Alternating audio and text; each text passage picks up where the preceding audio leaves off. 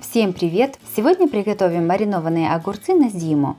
Этим рецептом я пользуюсь уже давно, и по нему огурцы всегда получаются вкусными и хрустящими. Подписывайтесь на мой канал и узнавайте еще больше вкусных и простых рецептов. Перед тем, как консервировать огурцы, их нужно помыть и залить холодной водой примерно на 4 часа. Это делается для того, чтобы в огурцах было достаточно влаги и они не теряли свою форму во время консервации. Стерилизуем крышки. Крышки с резинками кладем в сотейник, заливаем водой и ставим на плиту.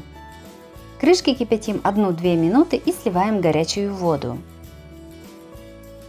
В чистую литровую банку кладем зонтик укропа. Если нет зонтиков с укропом, то можно купить в аптеке или на рынке семена укропа. Сюда же в банку насыпаем 5 горошин черного перца. Кладем 1 горошину душистого перца. 1 зубчик чеснока. Огурцы простояли уже 4 часа в воде, отрезаем у них кончики с двух сторон. Для маринования желательно использовать молодые огурцы маленького размера. Подготовленные огурцы плотно складываем в банку.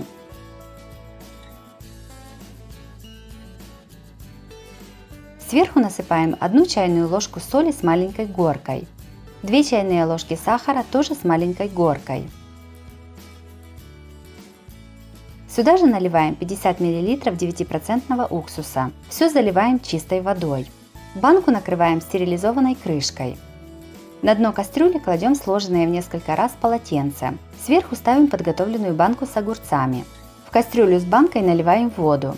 Воды нужно наливать столько, чтобы банка была в воде примерно на 2/3 своей высоты. Все ставим на огонь. После закипания воды в кастрюле уменьшаем огонь и стерилизуем банку с огурцами 10 минут. Спустя 10 минут банку достаем из воды и герметично закрываем крышкой. Закрытую банку переворачиваем вверх дном, накрываем полотенцем или покрывалом и оставляем в таком положении до полного остывания. Огурцы по этому рецепту получаются хрустящими и очень вкусными. Обязательно их приготовьте, и они своим вкусом порадуют вас зимой. Если вам понравился рецепт таких огурцов на зиму, то обязательно ставьте лайк. Подписывайтесь на мой канал и нажимайте на колокольчик, чтобы не пропустить новые видео. С вами была Оксана Пашко. Готовьте вкусно, готовьте с удовольствием.